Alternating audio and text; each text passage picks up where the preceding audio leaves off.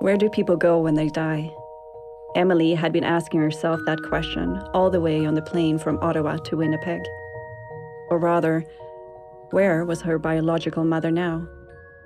As she got into the backseat of the car that was taking her to Fort Lorraine Museum, she let herself drift back to her thoughts. The ride was going to take another hour or so from Winnipeg Airport, and to Emily's relief, the driver didn't seem to be the talkative type. The last few months had been overwhelming. She had always known that she was adopted. Marion, her adoptive grandmother, and who was the woman who had raised her, had told her as soon as she could. Emily had never felt like she was missing anything by growing up in her unconventional family of only her and her grandmother. There was only a short time during her high school years she had been curious and asked more questions. Her and Marion had started looking into who Emily's mother might be, but the adoptive agency hadn't been too helpful, and Emily soon lost interest. Emily guessed she was one of those thousands of children born to mothers who were not more than children themselves, who did not have the support systems nor the money to take care of a child. It had been a shock when one day, back in March, when Emily was right in the middle of her midterms in history, that her biological mother suddenly had appeared on their doorstep. Emily had been at home when the doorbell rang, and ignoring it at first, trying to stay focused on her studies. But the person outside was persistent, and eventually Emily went to open the door. She gasped when she suddenly was looking straight into her own face, only marked by a mature woman's traces. The woman on the doorstep didn't even have to say it. Emily knew this was her mother. Emily had invited her mother, Catherine, for tea, and they had seated themselves in the garden, as per Catherine's suggestion. It was a beautiful early spring day, but Emily had wrapped herself in a blanket against the cold. Catherine had kindly declined the offer of a blanket, even though she was only wearing a dress, and told Emily that a day in March in Ottawa was nothing compared to a March day in Winnipeg, that her Manitoba blood kept her warm. Emily felt that she should have 1,000 questions, but they hadn't said much during the first meeting. Catherine asked if Emily had any travels planned in the near future. Emily hadn't, and she thought that maybe Catherine was going to ask her to come and visit. But Catherine never did. Soon the sun set behind the buildings, and a light drizzle began. Catherine excused herself and said it was time for her to leave. They agreed to meet again in a month when Emily's exams were done. If Emily had known, she would have hugged her mother when she left, just to know what it would have felt like. But at that time, Catherine still felt like a stranger, and they only nodded as a goodbye. Catherine's flowing dress leaving a scent of spring rain behind her. During the busy month of exams, Emily found out the great news that she had gotten the assistant position at Fort Lorraine Museum that she had applied for earlier in the year. What a coincidence that her biological mother was from there. Emily was excited to tell Catherine about her new position and looked forward to their next meeting. The day came, but Catherine was nowhere to be found. After a couple of more weeks, Emily managed to get a hold of the adoptive agency. "Your mother," the agent said. "I'm sorry to let you know, but she died in a car accident." Emily couldn't believe it. She had just met her biological mother, and now fate had ripped them apart again. "We're here," the driver says, and Emily snaps out of her thoughts. "Are you sure they're here?" The driver continues. "It looks pretty dark." "Yeah," Emily says. "They told me they would be here tonight to put up Halloween decorations and show me around. They'll give me a ride to Portage de la Prairie after." The gravel crunches under Emily's feet as she walks up to the entrance. The door is open and the light is on at the ticket booth. "Hello?" There's no one in the office, and Emily makes her way through the exhibition, fascinated by the detailed descriptions of the area. She feels happy that she will be working with such knowledgeable and creative people. Suddenly, she hears a door slam. "Hello?" Emily calls again. She walks through the building and exits the back door. She gasps in wonder when she sees the heritage village that has been built up. The buildings are lit up by the little bit of sunshine that's left. She immediately recognizes some of the buildings from her research. There's Paul's house, the general store, and further away, the West Prospect Church. Emily walks around in awe. She enters the schoolhouse, its old door creaking when she opens it. She hears voices from the classroom. "Hi, I'm Emily, the assistant. I knew I'd find you somewhere," she laughs. But when she turns the corner, the schoolroom is empty. Must have been the wind, she thinks. She squeezes herself down in a bench attached to one of the old school desks, looking around the room. There are old educational posters around the room, wilting at the edges. Suddenly, she sees a shadow in the corner of her eye, a person standing in the doorway to the classroom. But when Emily turns, the person disappears, this door to the schoolhouse slamming behind them. "Hey," Emily calls. "Wait!" She struggles to get up from the bench, hitting her knee on the desk. "Oh!" Emily runs out from the schoolhouse. It's only just past 6:30 in the evening, but the museum grounds are already dark. An encompassing darkness that can only be felt in desolated countryside of northern altitudes. "Where are you?" Emily calls, feeling her frustration growing. What has so far been an exciting exploration of her new workplace is now starting to feel more like an exhausting hide-and-seek game. "Are you doing this on purpose?" she calls as she walks around the grounds with the help of the flashlight on her phone. "Is this some kind of initiation ceremony for new employees?" She hears someone laughing and runs towards the sound. Emily is now at the end of the grounds, and the laughter comes from inside a big white house. She knows that she has read about this house but can't remember its name. The door is wide open, and Emily enters. Bam! The door has slammed shut behind her. By surprise, Emily drops her phone and everything goes dark. Shit! She fumbles in the darkness trying to find her phone. Even though it's already pitch black, Emily suddenly feels an even stronger darkness descending over her. "Stop it!" she yells. "It's not funny anymore." But she knows now it's not her future co-workers playing games with her. This is something darker. Something dead. Emily stumbles to the door and tries with all her powers to push it open, but it is as if something is blocking it. An intelligible whisper behind her makes shivers down her spine. The whispers grow louder and louder until... "Emily," she hears. "Help!" Emily screams. "Help me!" Her voice getting choked by tears. "Emily, don't go." Suddenly, the door opens from the outside. It's the driver. "Hey," he says. "I went into Portage La Prairie to have a bite to eat and saw your co-workers there. They thought you were coming tomorrow, so I turned around to get you." "Are you all right?" Emily swallows. "Yeah, sure." She looks back into the dark room. Squinting, she tries to make out shapes in the darkness, but sees nothing. "Let's go," says the driver. As Emily turns to follow, she smells a soft scent of wet soil, like the scent of spring rain. Back in the car, Emily leans her head against the window. She's suddenly exhausted. She just wants to be back in her own bed in Ottawa, in her familiar surroundings. Maybe she should never had agreed to come here. As they pull out of the parking lot, Emily looks back at the museum grounds.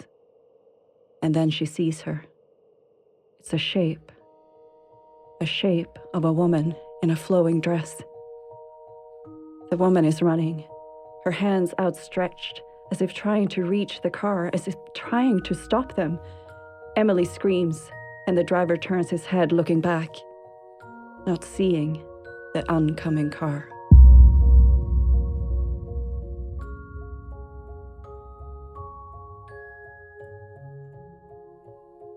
You just heard the story about the hauntings of Fort Lorraine, a museum where haunted buildings from across Manitoba have been brought to their final resting place.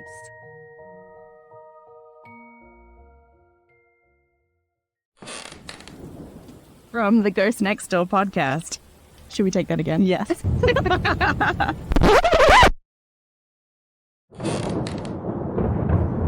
This is Sally Chachich And Sara Mattsson from the Ghost Next Door.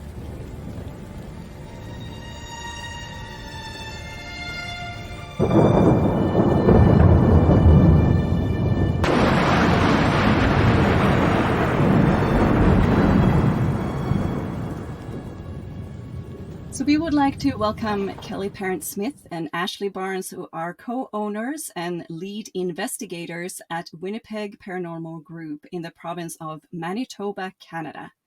So this is very exciting for us, as we have wanted to interview paranormal experts for a really long time. So thank you for joining us. To start, could you please tell us a bit about your group, Winnipeg Paranormal, and the work that you do? Okay, Winnipeg Paranormal Group is it's made up of we have a team of believers and skeptics.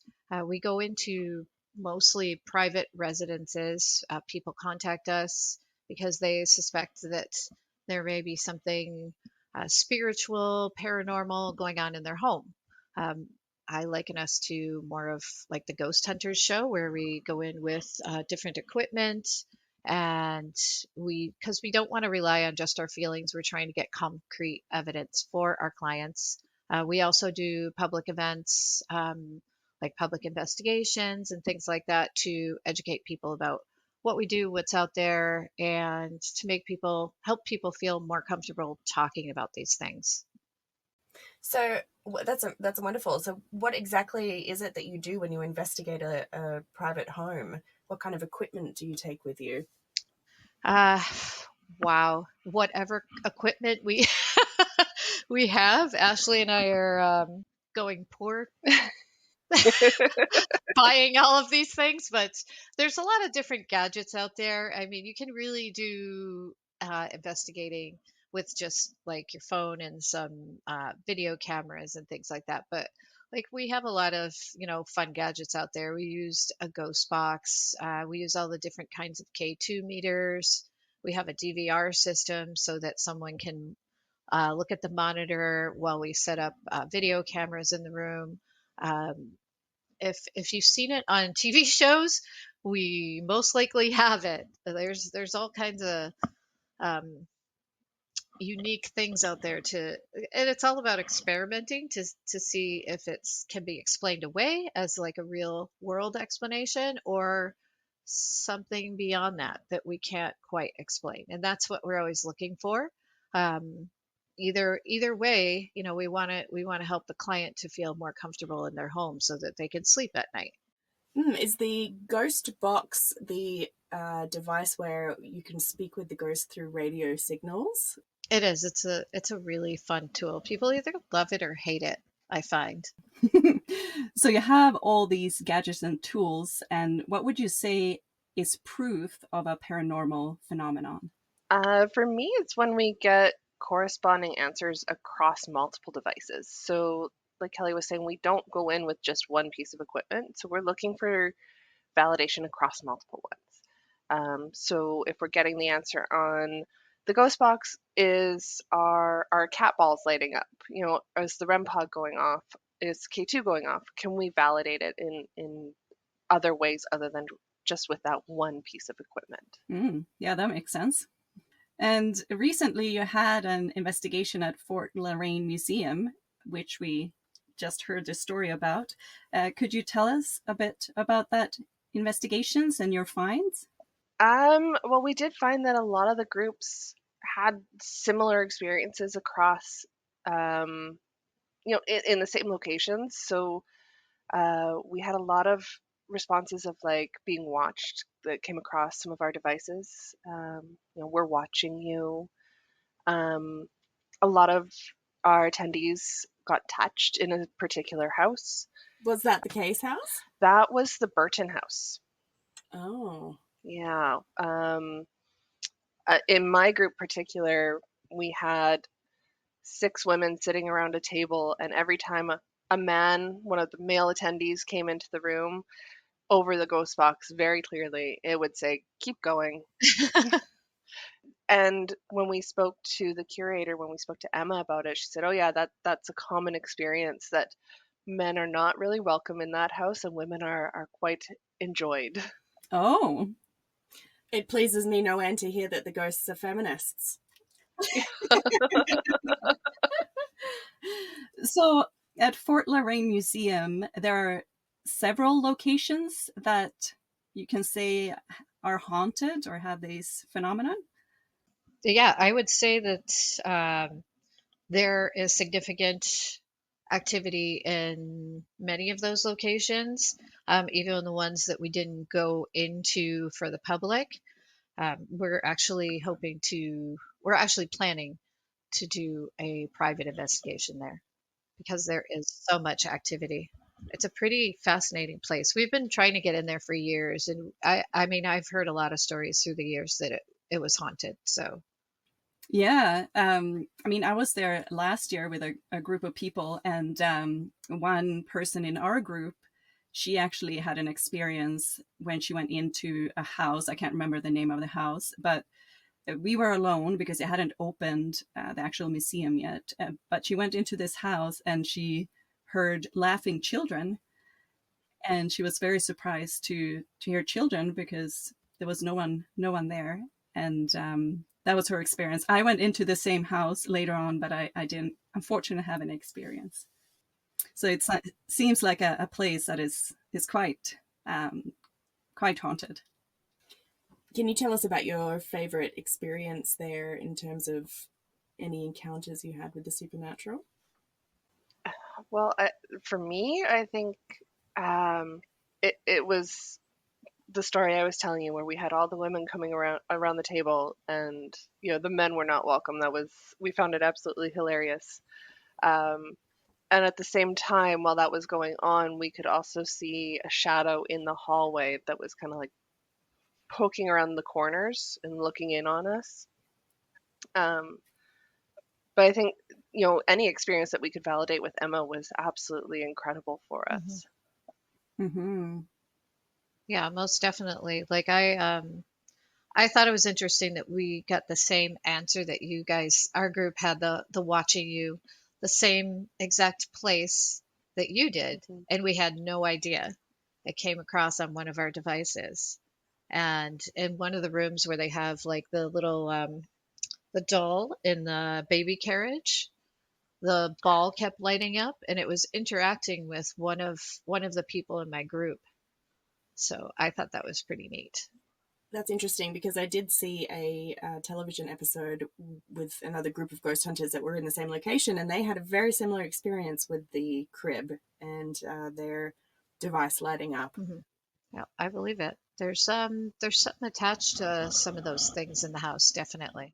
Well, that's an interesting thought. Do you think that the things that are attached, are they attached to the actual location, the home itself, the walls, or do you think they're attached to the items that were possessed by these people when they were alive? I don't think we look at it so much as possessions. I think it's leaving that energy behind. So a lot of it is that we experience is energy Mm-hmm. more than anything. And I think there's definitely something that's either attached to the place or maybe even just the land. We seem to experience that a lot. I think it's both. Like, I think that there's something to the land as well as something Mhm. to the individual houses, because everything was moved there, right? Like, nothing that isn't the original location of any of the buildings. So I think it's a mixture of both. There's something attached to either the houses or the items in there, as well as there's something from that land. And as paranormal experts, what are your thoughts about these phenomena? If ghosts and spirits are real, why do you think they make themselves known in this way? That's a long explanation. With a big rabbit hole. Where do I start? You have the time. I think one of the main reasons is they're looking for attention. They haven't had anything. They can't communicate regularly like you and I are communicating, and they're trying to find ways that they're able to communicate. They've been ignored, and yeah, they're. I think they're just looking for a way to let us know that they're here. Why? I don't know. Yeah, we've had different experiences in the why. Sometimes we get strange answers over our equipment. I actually investigated a place back in Massachusetts where I'm from, and the woman, the owner of the house, who I've known since I was a kid, she was actually having dreams, and her deceased husband kept coming into the dream telling her to go into the garage and check her car because his old Jaguar was in there, and she never drove it anymore because she's a lot older and she didn't drive. So she finally told her son, she's like, I think that your dad wants me to look into the garage, and it has something to do with the car. And then when he went into the garage, he started looking around and realized that the garage ceiling was going to collapse on the car. Wow. So her husband was actually sending messages like, that's my baby, that's my car, it's about to get destroyed. So so hearing stories like that, and you realize that there are different various reasons why people experience this phenomena. Sometimes they're trying to get our attention, sometimes they're trying to send messages. Sometimes, if they have like a violent death, they may not even realize that they're gone, or maybe just distraught and not knowing where they are or where they should go. On a personal level, I'm curious, do you think that everyone sort of transitions into this place, or is it just people who have experienced trauma? What do you think is the difference between those that cross over and those that stay? For me, my opinion is it's a personal choice. They want to stay or they want to cross over. Well, we have talked a bit about Fort Lorraine Museum, which we now know is definitely worth a visit because of all the interesting experiences people have had there. Do you have any other places in Manitoba that you have had experiences and would like to tell us about? A lot. Where to begin? Your group works all around Manitoba and do investigations all around. We do, yes. Yeah. And we're quite busy, like all year round. We're quite busy with just like private investigations. But we used to do quite a bit of public investigations at the Seven Oaks Museum. I don't know if you're familiar with that one, but there was quite a bit of activity in there as well that we had experienced, and that other people would come in and experience, and to the point that people had to walk outside of the house, and it affected them so much. Yeah, we turned a lot of skeptics into believers at that house. We did. And that's not something that we're aiming for. We're not here to prove anything to anyone. It kind of happens on its own. Yeah. And we've also recently been having public events at the St. James Museum as well, right on Portage. Yeah, that one's been an interesting location as well. Mm-hmm. Do you do investigations outside of Manitoba as well? We do. So we just got back from Thunder Bay, where we were able to investigate an amazing old theater. We've also investigated in Kenora. We've been to so many places, and we've investigated in Michigan as well. Yeah. Because of all these investigations that you've done all over, do you feel like Manitoba is a especially haunted province? Definitely. As Kelly was said, we've investigated, with friends down in the States, and we have other investigators across the US, and they're always surprised at how many investigations we have. I mean, we can be up to 2 private investigations a month, and it's quite busy here. Why do you think that is? Huh. I have a few theories. Maybe it's because I'm from the States, so I notice a difference in Winnipeg or in Manitoba than down in the States. I feel like people are more comfortable talking about these things in this province compared to other places. I mean, we do smudging in schools, so we do talk about spirituality a lot. It seems to be common in the culture here, which I love, and I've learned a lot about different cultures since I moved here.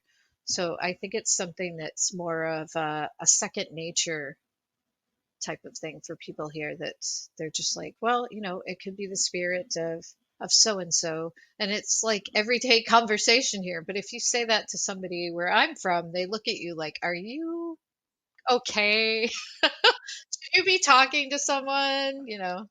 There's still, in places, there is still a stigma attached to it.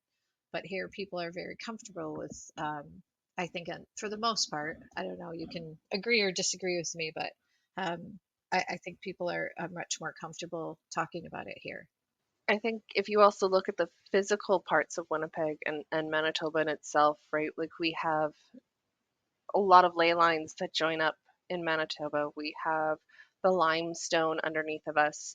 We have the forks, right? We have 2 major rivers that run right through Winnipeg. We were the railroad city basically when Winnipeg was developed. So we have major railroads that run through Canada, or through Winnipeg as well.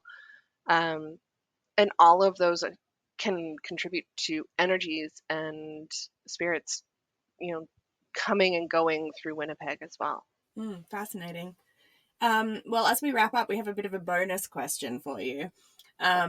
If someone believed that they had some supernatural phenomena happening in their personal home and they couldn't afford to bring out the Winnipeg Paranormals, what would you suggest that they do to help them either communicate or release these ghosts? Well, first of all, we don't charge for our investigations. So if somebody needs us, they can contact us at any time. But if they're wanting to try to remove stuff themselves, the first thing we always suggest is either getting your house blessed or smudging it, getting it cleansed. It really depends upon your religion. You want to follow that and what your beliefs are. So, set your boundaries, make sure that whatever is there knows that this is your home and you're in charge. Great. Well, thank you so much for joining us for this episode. We really appreciate all your knowledge and that you wanted to share your experiences with us. Thank you for inviting us. This was episode 1 of season 2, The Hauntings of Fort La Reine, performed by Sara Mattsson.